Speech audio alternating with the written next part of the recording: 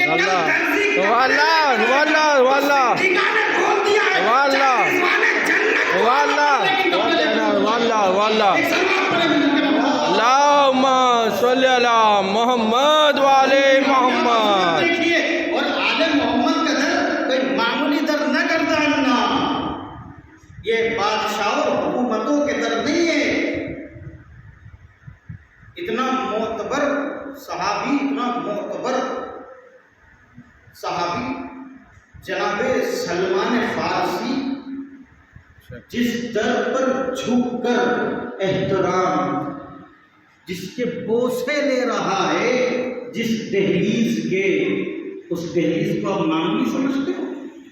سلمان فارسی کے لیے میں نے کل کہا تھا مجلس میں، کیا کہا رسول نے؟ السلمان منا اہل البیت.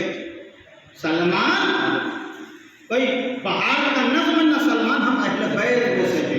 سلمان فارسی چلا گیا قبر سے، قبر جیسا صحابی رسول و صحابی علی در فاطمہ کے دہلیز کا بوسہ لے رہا ہے. یہ احترام، اور احترام کرے تو کیوں نہ کرے. جس در پر رسول احترام کیا کرتے تھے، جس دروازے کا رسول نے احترام کیا ہے، امبر بنا در کا احترام کیوں نہ کرے، اس کے بوسے کیوں نہ لے. روایت میں جملے کہ جناب امبر در سیدہ پر جھکے احترام اور در کا بوسہ لے رہے ہیں دہلیز کا. ایک صحابی پیچھے سے گزرا، ایک صحابی پیچھے سے گزرا، پیغمبر یہ کیا کر رہے ہو؟ اس دہلیز کا بوسہ کیوں لے رہے ہو؟ اس کا احترام کس وجہ سے کر رہے ہو؟ جناب پیغمبر بوڑھے، کیا کہا؟ پھر سے کہنا.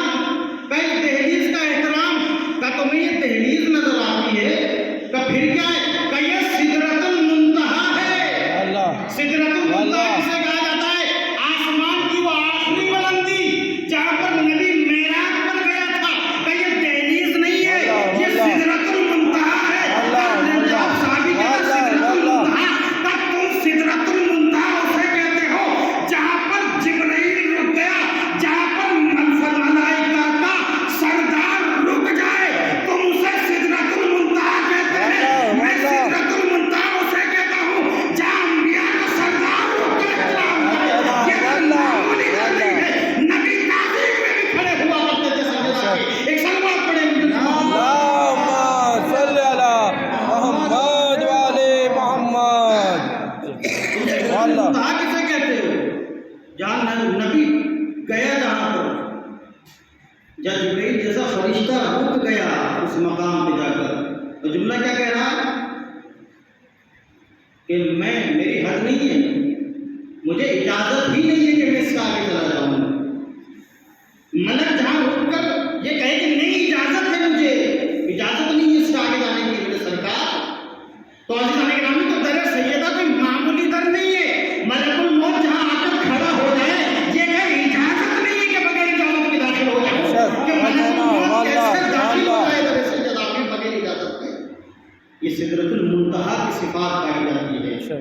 گھر میں معصومہ کے داخل ہو اجازت کے بغیر اتنی ہمت ملک الموت کہاں رکھتے ہیں؟ ایک سوال ہے.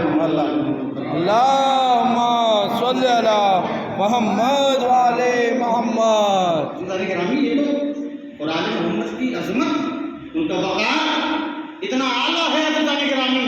جو اس ذکر کو چھیڑ دے، جو اس ذکر میں اپنے آپ کو رمز کر دے، وہ خود لائق احترام ہو جاتا ہے. امام جعفر صادق علیہ السلام اللہم صلی علی محمد وعلی چھٹے امام محمد. گزر گئے ہیں. ایک خیاط کے پاس سے گزرے، ایک درزی ہے جو کپڑے سلتا ہے، خیاط کپڑے جو سلتا ہے اس کے قریب سے گزرے امام، تو دیکھا درزی اپنی زبان پہ کچھ اشعار دہرا رہا ہے، کچھ گنگنا رہا تھا. امام گزرے تو امام دوبارہ اپنے قدموں کو پیچھے کیا اور دیکھا وہ کچھ دنیاوی اشعار گنگنا رہا ہے. تو امام نے اس سے کہا کہ کتنا اچھا ہوتا جو تیری زبان ہمارے قصیدے پڑھتی ہے، کتنا اچھا ہوتا کہ تیری زبان ہمارے قصیدے پڑھتی. اس نے ہاتھوں کو جوڑ دیا، مولا دل تو بڑا چاہتا ہے کہ آپ کی فضیلت بیان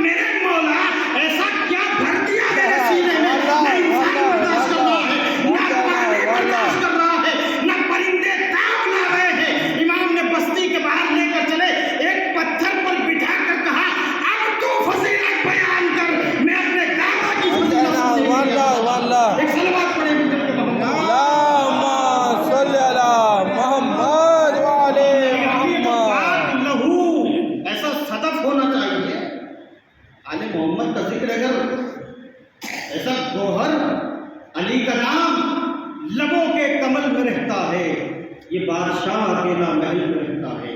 ایسا صدف تو تیار کرو کہ محبت کا چراغ وہاں پر روشن ہو تو تمہارا وجود روشن ہو جائے گا۔ یہ بس بڑی بابرکت بزم عزیزان گرامی، طریقے اور قواعد ہوتے ہیں جگہ بیٹھنے کے۔ رسول واس فرما رہے ہیں مسجد میں بیٹھ کر، اصحاب بیٹھے ہوئے، ایک صحابی داخل ہوا مسجد میں، بڑا غریب صحابی ہے، کپڑے بڑے پوشیدہ کپڑے پہنا ہوا، کپڑوں میں مٹی رکھی ہوئی ہے، اور غریب صحابی ہے رسول کا، اور بزم میں داخل ہوا، اتنا عاشق ہے رسول کا کہ جب سے مسجد کے دروازے سے داخل ہوا ہے نگاہ صرف رسول کے چہرے انور پر ہے، نہ ادھر دیکھتا نہ ادھر دیکھتا ہے، سیدھا مجمع کے درمیان میں جا کر جگہ نہ ہونے کے باوجود بیٹھ گیا۔ اب جیسے ہی بیٹھا تو ایک مالدار صحابی، دولت مند صحابی کے پہلو میں بیٹھ گیا تو اس کی ردا پر پیر رکھ کر بیٹھ گیا، پیر کے نیچے ردا رکھ گئی۔ عزیزان گرامی، وہ سیدھا لباس کا صحابی ہے، مٹی میں ہٹے ہوئے کپڑے پہنا ہے، لیکن اندر سے بڑا اجلا ہے، اندر سے بڑا انور ہے، کیونکہ حقیقی رسول کا چاہنے والا ہے۔ اور جب اس کی ردا کو دبا کر بیٹھ گیا، اس لیے کہ وہ رسول کی زیارت کر رہا ہے، نہ ادھر دیکھتا نہ ادھر دیکھتا ہے، چہرے انور کی زیارت سے نگاہ نہیں ہٹا رہا ہے۔ اور جیسے ہی بیٹھا تو وہ جو ثروت مند صحابی ہے، جو تجارت مند تھا، دولت مند صحابی، اس نے دیکھا، دیکھ کے چہرے کی طرف اس کی نگاہ رسول کی طرف ہے ابھی بھی، اور اپنے دامن کو ایسے کھینچا جھٹکے سے، رسول کی نگاہ اس پر، اور جیسے ہی اس نے دیکھ کر منہ بنایا کہ مٹی میں کپڑے ہٹے ہوئے ہیں اور یہ کیا طریقہ ہوا بیٹھنے کا، رسول کی نگاہ پڑی، رسول نے اپنی تقریر کو وہیں پر روک دیا، کچھ نہیں بولا، اسے دیکھ رہے ہیں۔ اس نے جب دیکھا تو یہ سمجھ گئے کہ رسول نے مجھے دیکھ لیا، یہ خاموش ہو گیا، رسول کچھ نہیں بول رہے، رسول اسے دیکھے جا رہے ہیں، اس کے چہرے پر پسینے کے قطرات نمودار ہوئے کہ میں نے جو حرکت کی ہے وہ رسول نے دیکھی۔ اب جو رسول دیکھ رہے ہیں، مجمع کو پتہ نہیں ہے کہ رسول کیوں خاموش ہو گئے، رسول اسے دیکھ رہے ہیں، یہ رسول کو دیکھ رہا ہے۔ ایک مرتبہ عزیزان گرامی، رحمت للعالمین کے چہرے پر جلالت آئی، اور رسول اسے دیکھ رہے، اس نے ایک مرتبہ اپنے ہاتھوں کو جوڑا رسول کی خدمت میں معافی طلب کرنے کے لیے، تو رسول نے اشارہ کیا، معافی مجھ سے نہیں، اس سے مانگ۔ یہ پیکر رحمت للعالمین ہے، معافی مجھ سے نہیں، اشارے میں اس سے۔ اب نگاہ ادھر ہے لیکن ہاتھ صحابی نے اس صحابی کی طرف گھمایا، اس صحابی نے کوئی توجہ نہیں دی، تو پھر رسول نے اشارہ کیا، جب تک وہ معاف نہیں کرے گا میں معاف نہیں کروں گا۔ ایک مرتبہ یہ متوجہ ہوا کہ مجھ سے جو خطا ہوئی ہے اسے تم درگزر فرما، اس نے منع کیا صحابی کہ نہیں، میں تمہیں معاف نہیں کروں گا۔ ابھی رسول نے کچھ بولا نہیں، رسول دیکھ رہے ہیں، ایک امیر صحابی ہے، غریب صحابی ہے۔ عزیزان گرامی، دولت سب کچھ نہیں ہوتی ہے، یہ تو ان کی ٹھوکروں میں ہے، یہ ان کے ہاتھ کے توہن لالچ جواہر جوہر میں تبدیل ہو جاتے ہیں۔ جن کی ٹھوکروں میں سونا پڑا ہو وہ کیا قدر و قیمت کریں گے دولت کی، جو دنیا کو طلاق دے رہے ہیں اپنی غیرتی کے نام سے۔ ایک سلوات پڑھے محمد والے محمد، اللہم صلی علی محمد وعلی محمد۔ اب اس نے ہاتھوں کو جوڑا اور اس سے معافی طلب کر رہا ہے، لیکن صحابی نے معاف کرنے سے انکار کر دیا۔ ایک مرتبہ صحابی نے، دولت مند صحابی ہے نا، کہا کہا آدھی دولت لے لے گئی لیکن مجھے معاف کر دے، میری آدھی دولت لے لے لیکن مجھے معاف کر دے، اس لیے کہ اگر تو نے مجھے معاف نہیں کیا تو مجھے یہ معاف نہیں کرے گا، اور اس نے معاف نہیں کیا تو مجھے وہ معاف نہیں کرے گا۔ عزیزان گرامی، یہ رسول عربی ہے۔ اس نے کہا نہیں، ایک مرتبہ اس نے کہا کہ میری پوری دولت لے لے، میری ساری دولت تو لے لے، میں سب کچھ تمہیں دے دوں گا، لیکن مجھے معاف کر دے۔ کہ نہیں، ایک مرتبہ اصرار کرنے لگا، اپنی جگہ سے کھڑا ہوا، رسول کے قدموں پہ اپنے ہاتھ رکھ دیے، اے میرے سرکار، اے میرے سید، میں معافی بھی مانگ رہا ہوں، اپنی ساری دولت بھی دینے کے لیے تیار ہوں اسے، لیکن وہ کہ مجھے معاف نہیں کرتا، اور جب تک وہ معاف نہیں کرے گا آپ مجھے معاف نہیں کریں گے۔ اور ایسی دولت اس کام کی جس سے رسول ناراض ہو۔ ایک مرتبہ رسول نے اسے بلایا، چاہنے والے کو، صحابی جو غریب ہے، کہ تم یہ ساری دولت دینے کے لیے تیار کیوں ہے؟ اسے معاف کیوں نہیں کرتے؟ اسے بخش دو، اس نے جو خطا ہوئی ہے۔ ایک مرتبہ کہا میں نے اسے معاف کیا، کہ تمہیں ساری دولت دینے کے لیے تیار تھا، اس وقت معاف کیوں نہیں کیا؟ کہ میں چاہتا تھا اس کے کہنے سے معاف نہ کروں، آپ کی طرف سے حکم ہو تو میں حرکت کروں۔ عزیزان گرامی، کا اچھا یہ ساری دولت دینے کے لیے تیار ہے، یہ تم دولت قبول کیوں نہیں کرتے؟ کہ میں نے اسے معاف کیا، لیکن اس کی دولت نہیں چاہیے، کہ تمہیں اپنی خوشی سے دینا چاہتا ہے، کہ اس کی دولت نہیں چاہیے، مجھے گوارا نہیں ہے کہ اس کی دولت کے ساتھ اس کا گھمنڈ اور تکبر بھی آ جائے۔ اگر ایسی دولت جو رسول کی ناراضگی کا باعث بنے، ایسی دولت مجھے نہیں چاہیے۔ حضور، آپ کی غلامی سے بڑی کوئی دولت نہیں ہے۔ ایک صلوات محمد اللہم صلی علی محمد وعلی محمد۔ عزیزان گرامی، ان سے یہ دنیا کی سب سے عظیم شخصیات ہیں جن کا دنیا میں تقابل نہیں ہے۔ میں بھی بیان کل بھی پہلے کہا، ان کا فضل بڑا فضل ہے، اگر یہ ادا کرنے پر آ جائے تو پھر تو کس چیز کی کمی ہے؟ ایک شلوار اور محمد اللہم صلی علی محمد وعلی محمد۔ ادا کرنے پر آ جائے، اور ان کی ادا میں کیا کیا ہے؟ ہم دنیا سوچتے ہیں، دنیا کتنے دن کی ہے؟ 4 دن کی دنیا ختم ہے، ایک 100 دن، 100 سال ختم۔ اس کے بعد کیا ہے؟ دنیا بقا نہیں ہے، دنیا فنا ہے۔ بھائی فنا اسے کہتے ہیں جو مٹنے والی چیز، دنیا تو مٹنے والی چیز ہے، باقی آخرت رہے گی۔ آل محمد کے در پہ جھکنے کا سب سے بڑا فائدہ یہ ہے کہ وہ اس چیز کو باقی رکھیں گے جو ہمارے لیے باعث ہوتا ہے۔ دنیا نہیں، دنیا تو انہیں چاہیے ہی نہیں۔ غری غیری کل علی نے استعمال کیا ہے، اگر علی سے ہی پھر سمجھوتا کی بات ہے۔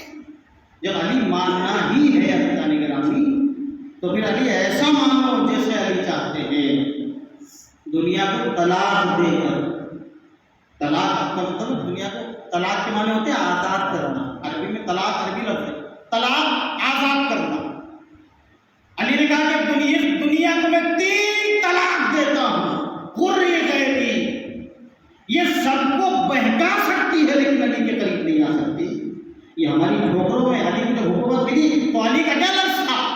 یہ حکومت تم اسے بڑا سمجھتے ہو، علی کی نگاہ میں مچھر کے پر کے برابر نہیں ہے یہ حکومت، مچھر کے پر کے برابر نہیں ہے حکومت، اس لیے کہ یہ حکومت عارضی ہے۔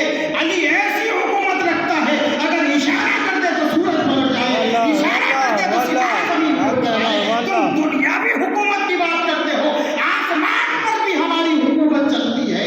جو بڑی حکومت کا وارث ہو اسے چھوٹی حکومت نہیں چاہیے۔ ایک صلوات محمد اللہم صلی علی محمد وعلی محمد۔ ہمیشہ واللہ تو اسی لیے اگر دشمن ہم پہ وار کرے گا تو سب سے پہلے ہمیں کس چیز سے بھٹکائے گا؟ میں نے کہا ولایت سے بھٹکائے گا۔ اور شیطان کا کام وہ تو قرآن نے کہا کہ کھلا ہوا دشمن ہے شیطان تمہارا. شیطان تمہارا کھلا ہوا دشمن ہے. اور میں نے اس سے پہلے کہا تھا کہ اگر عداوت ہے عزیزان گرامی تو دائرہ عداوت محدود ہونا چاہیے. محدود. امام فرما رہے ہیں قرآن میں وَيَجْرُمَنَّكُمْ إِلَيْهِ شَيْئًا وَشَيْئًا لِعُدُوًّا لَإِلَّبَذُونَا. اگر عداوت ہو گئی ہے تو اس دائرے کو محدود رکھو, اسے وسیع نہ بناؤ. اگر زید سے عداوت ہے تو اس دائرے کو زید تک محدود رکھو. بھائی اگر میری عداوت زید سے ہے تو زید کے باپ سے نہیں, زید کے بیٹے سے نہیں, زید کے بھائی سے نہیں. میری عداوت کا دائرہ اگر میں نے پھیلانا شروع کر دیا تو عداوت کا دائرہ بڑھتا چلا جائے گا, سماج میں مزید خرابیاں آتی چلی جائے گی. لیکن اس عداوت کے دائرے کو محدود رکھا تو وقت گزرتے ساتھ یہ دائرہ تنگ ہو کر ختم ہو جائے گا. قرآن کا جملہ ہے, مولا کائنات نے تفسیر کی ہے. بھائی یہ عداوت مجھ سے ہے تو اگر میری عداوت مجھ تک محدود رکھنا عداوت میں عدالت کہلاتا, لیکن اس کو پھیلا دینا ظلم کہلاتا. مثلا مثال کو شیطان نے, یہ شیطان والی عداوت ہے کہ اگر آج کی زمانے کی عداوت کا مسئلہ یہ ہے دشمنی کا کہ اگر دشمنی باپ سے ہوگی تو بدلہ بیٹوں سے لیا جائے گا. لیکن امام منع کر رہے ہیں اس چیز کے لیے, قرآن بھی منع کر رہا ہے. نہیں, عداوت باپ سے ہے تو باپ تک محدود رکھو, کیونکہ وقت گزرتے ساتھ یہ دائرہ ختم ہو کے تمام ہو جائے گا. لیکن اگر تم نے بڑھاتا چلا گئے تو باپ کی عداوت بیٹے میں, بیٹی کی عداوت پوتے میں, پوتے کی عداوت اور آگے بڑھتی چلی جائے گی. تو قرآن نے کہا شیطان کو جب بارگاہ سے مردود کر کے نکالا گیا تو شیطان نے کہا میں جا تو رہا ہوں لیکن چونکہ میں نکالا گیا ہوں آدم کی وجہ سے, اب آدم کی اولاد کا گلا دباؤں گا, آدم کی اولاد کا تا حیات گلا گھونٹوں گا, آدم کی اولاد سے بدلہ لوں گا.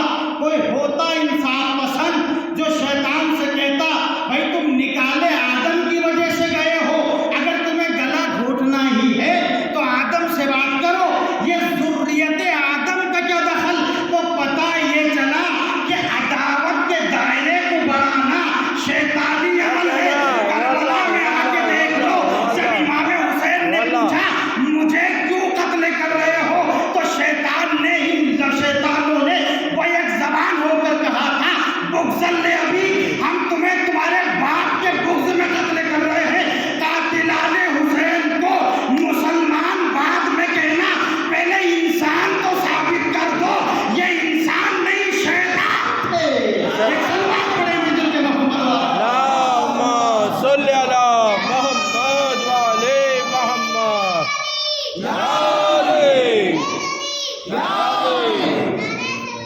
اللہم صلی علی محمد وعلی محمد. شیطان کی انسانوں والی عداوت معصوم نے فرمایا, قرآن نے کہا انسان کی عداوت محدود رہتی ہے, شیطان کی عداوت وسیع ہوتی چلی جاتی ہے. اب اپنے معاشرے میں دیکھ لو کہ کون انسانی صفت والا ہے, کون شیطانی صفت والا ہے. کیا کہنا عداوت کے دائرے کو محدود رکھو, اس لیے کہ مزید برائیاں پھیلنے چلی جائے گی. تو شیطان کو کھلا ہوا دشمن ہے. انسان تو انسان, اس نے انبیاء کو بہتایا, الگ بہہ کے نہیں. ترک اولا گناہ نہیں ہے, نہ ہوتا تو بہتر ہوتا. اس نے پہلے ہادی, پہلے نبی کو, جناب ابراہیم یہ واحد نبی ہے عزیزان گرامی ایسا کہ جس کے پاس نبوت کے ساتھ ساتھ عہدہ امامت بھی ہے. دوسری وضاحت کی میں ابراہیم نبی بھی ہے اور امام بھی ہے, اور واحد نبی ایسا ہے جو نبی بھی ہے اور امام بھی ہے, لیکن امامت کا دائرہ محدود ہے. ایسی امامت نہیں جیسے بادہ کے پاس ہے, لوگوں کے امام. جناب چونکہ امتحانات دیے, میں جلدی اپنی منزل کی طرف امتحانات دیے انشاءاللہ آپ کی خاموشی ٹوٹے گی، کیونکہ ماخذ جو ہے اس تک پہنچنا ہے نہ۔ جناب ابراہیم نے امتحانات دیے، اللہ نے انہیں درجات دیے۔ سب سے بڑا امتحان تو یہ ہے کہ بچہ جانتا ہے کہ اپنے فرزند کو ہی ذبح کرنے چلے۔ زیادہ سے زیادہ ذکر اس لیے ہو کہ یہ روز، یہ ایام قربانی کے ایام ہیں۔ امام حسین نے جو قربانی کی وہ کوئی فراموش نہیں کر سکتا۔ جب جناب ابراہیم اسماعیل کو لے کر چلے تو شیطان کہاں گیا؟ جناب ابراہیم کے گھر پر، ڈائریکٹ نبی کے پاس نہیں، نبی کی بیوی کے پاس گیا۔ نبی کی بیوی سے جا کر کہتا ہے تم گھر میں بیٹھی ہو، تمہیں پتا ہے تمہارے شوہر کہاں گئے ہیں؟ یہ شیطان کا کام ہے عزیزان گرامی۔ کہ تمہیں پتا ہے تمہارے شوہر کہاں گئے؟ کہ معلوم ہے۔ کہ کہاں؟ کہ وہ کار خیر کے لیے گئے ہیں۔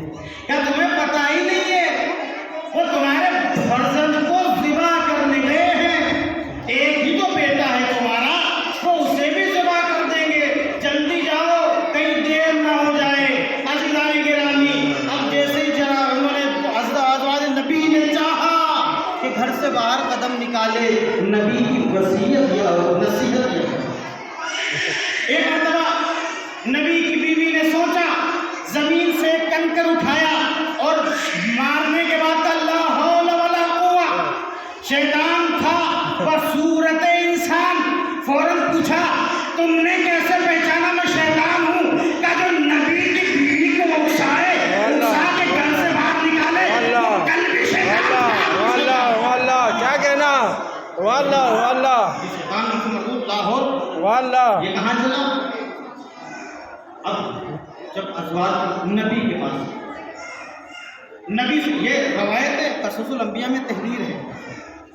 شیطان اپنا کام ہر جگہ کرتا ہے، یہ جنگل میں آ جائے، یہ لاہور والی جو تلوار ہمارے پاس ہے، اگر اس کا صحیح استعمال ہو تو انسان گمراہ نہ ہو۔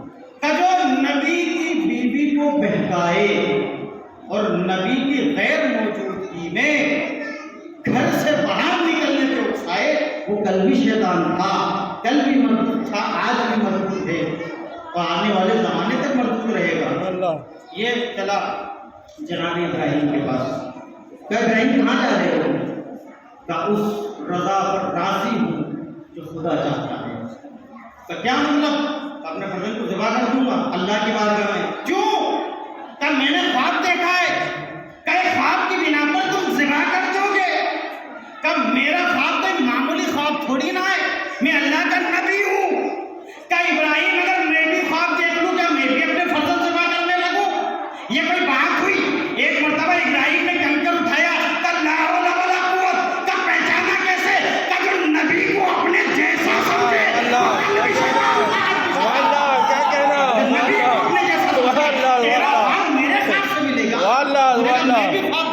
ایک مرتبہ چلا، ابھی ابراہیم اس جگہ کو صاف کر رہے ہیں جہاں پر اسماعیل کو ذبح کرنا ہے۔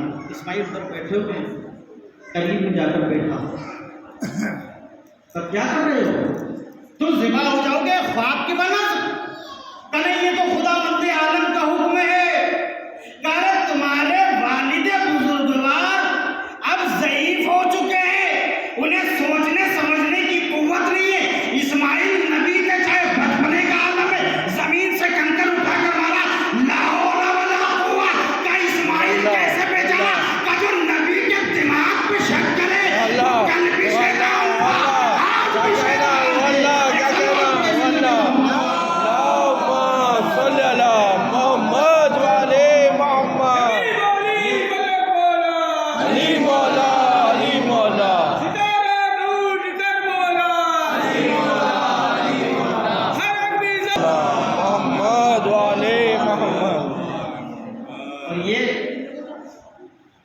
تاریخ نہیں، آپ حج کرنے گئے ہیں، حاجیوں سے پوچھیں، وہ جو 3 شیطانوں کو کنکر مارے جاتے ہیں نا، جناب ابراہیم، جناب زوجہ بیٹا سارا، جناب ابراہیم، جناب اسماعیل کی سنت ہے۔ وہ 3 شیطانوں کو کنکر مارے جا رہے ہیں نا، وہ یہی سنت ہے، یہی سنت ہے۔ शैतान कितने हैं? 3 पत्थर, उन्हें कहते हैं जमरात।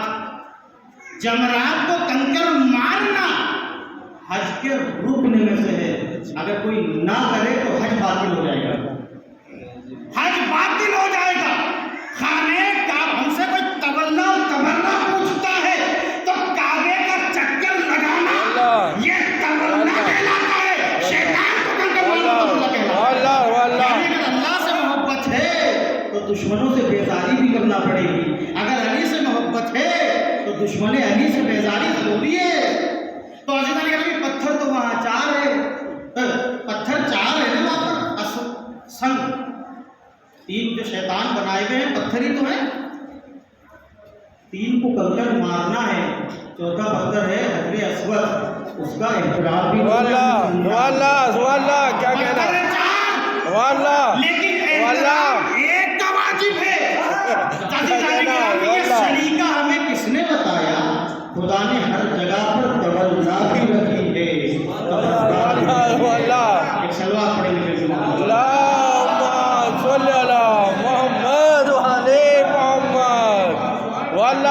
समझ पाए हज करते हुए भी। 4 में से एक पत्थर हजरे अस्वद को चूम भी रहे हैं, बोसा भी ले रहे हैं, एहतराम भी कर रहे हैं।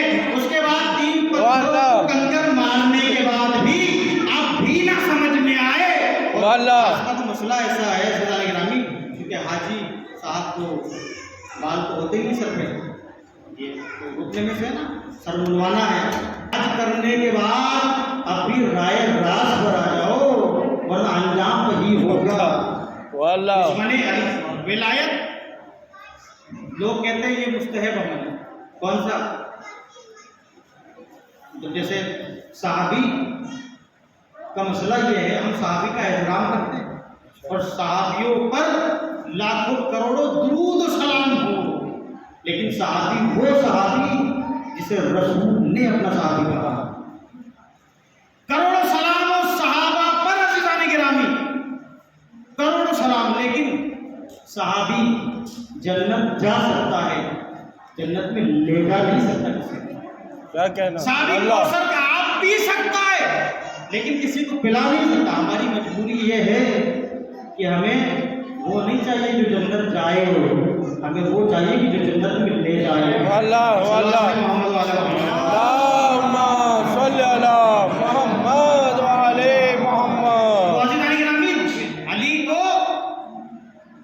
अली जुज़े रसूल है और विलायत और मोहब्बत अली वाजिब है। वाजिब और मुस्तहब में क्या फर्क है भाई? मुस्तहब उस अमल को कहते हैं, नमाज सुबह 2 रकात वाजिब है, लेकिन नमाज सुबह से पहले 2 रकात नाफिले फजर मुस्तहब है। मैं उठा नमाज के लिए 2 रकात नाफिला पढ़ूंगा तो नेकियों में इजाफा हो जाएगा, और मेरा दिल चाहता नहीं पढ़ूँ तो मुझ पर अजाब नहीं है। अजाब क्यों नहीं है? क्योंकि नाफिला पढ़ना वाजिब नहीं है, नमाज फज्र पढ़ना वाजिब है, नाफिला तो मुस्तहब है। तो अज़ीज़ान गिरामी, जो कहते हैं विलायत ये वाजिब रुकन में से, क्योंकि वाजिब को छोड़ने पर अजाब आता है, मुस्तहब के छोड़ने पे कोई हर्ज नहीं, लेकिन किसी ने वाजिब का इनकार किया तो अल्लाह का अजाब उस पर आएगा। देख लो गदीरे खून उठाकर हारिस ने ला इलाहा इल्लल्लाह भी कहा, कल मोहम्मद हम तेरे खुदा को भी मानते हैं, तेरी नबूवत का भी एतराफ कर रहे हैं, लेकिन अली की विलायत का एतराफ नहीं करेंगे। अल्लाह ने अजाब नाजिल करके बताया, अली नूरुल्लाह कहना वाजिब है। विलायत किया गया है। एक सलवात पढ़े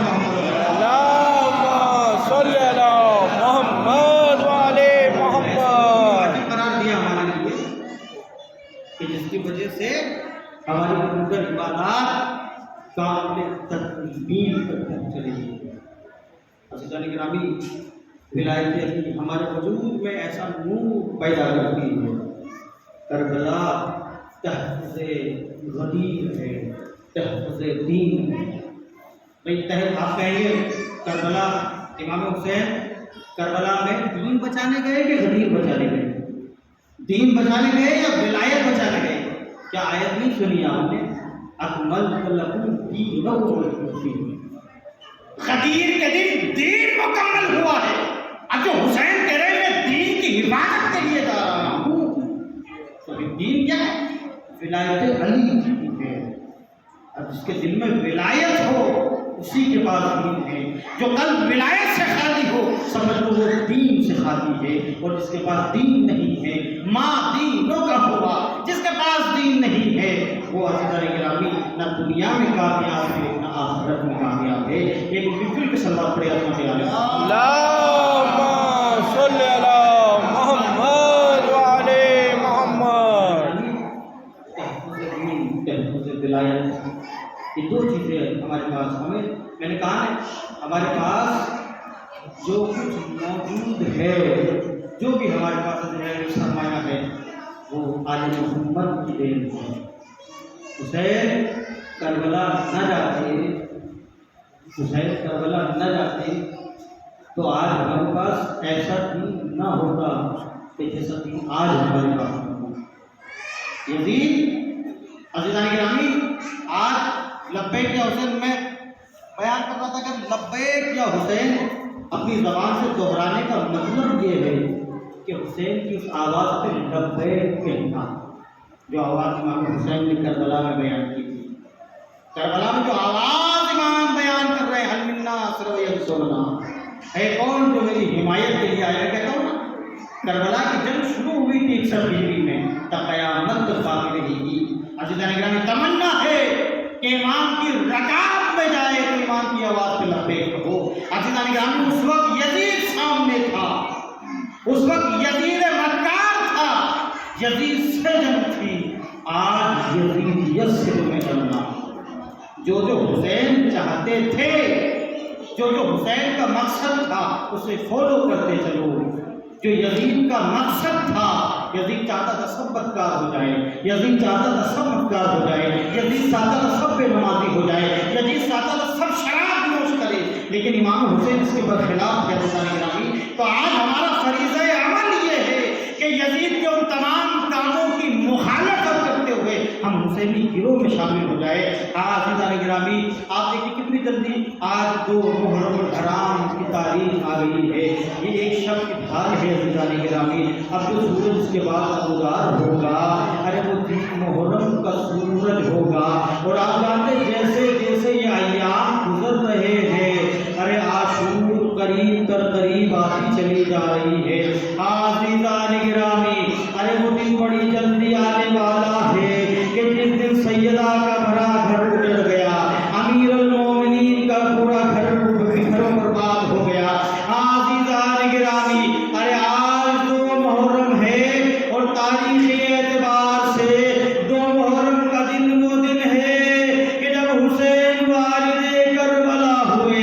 ابھی بھی مصائب میں پڑھ رہا تھا. عزیزان گرامی حسین جب کربلا میں والد ہوئے تو حسین کا رہوار خود کر اس جگہ پر رک گیا. امام نے معلوم کیا، جب امام علیہ السلام کو پتہ چلا ارے یہ وہی منزل ہے جس کے لیے ہم نے مدینہ چھوڑا ہے. ایک مرتبہ ان لوگوں کو طلب کیا، بنی اسد والوں کو بلایا، ان سے پوچھا یہ زمین ہم خریدنا چاہتے ہیں. انہوں نے پہلے اصرار کیا، منع کیا، آپ اس جگہ کو نہ خریدے، یہ بڑی کرم کی جگہ ہے. کہ دیکھو ہماری منزل و مقصد یہی ہے. 10,000 درہم میں امام مظلوم کربلا نے وہ جگہ خرید لی. جگہ خریدنے کے بعد ایک مرتبہ خیام نصب کیے گئے. ارے خیام لگنے کے بعد ایک مرتبہ امام نے عباس کو حکم دیا، اے عباس تم جاؤ بنی اسد کے مردوں کو بلا کر لاؤ. عزیزان گرامی امام نے بنی اسد کے مردوں کو بلایا اور بلانے کے بعد کا دیکھو ابھی عصر عاشور آنے والا ہے. تمہیں پتہ ہے عصر عاشور میں میرا پورا گھر اجڑ جائے گا، ارے ہم سب قتل ہو جاؤ گے. دیکھو تم سے میں نے یہ زمین خریدی ہے، یہ زمین میں تمہیں دوبارہ ہبا کرتا ہوں، لیکن تم سے 2 وصیتیں کرنا چاہتا ہوں.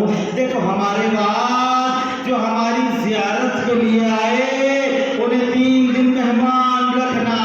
دیکھو جو ہماری زیارت کے لیے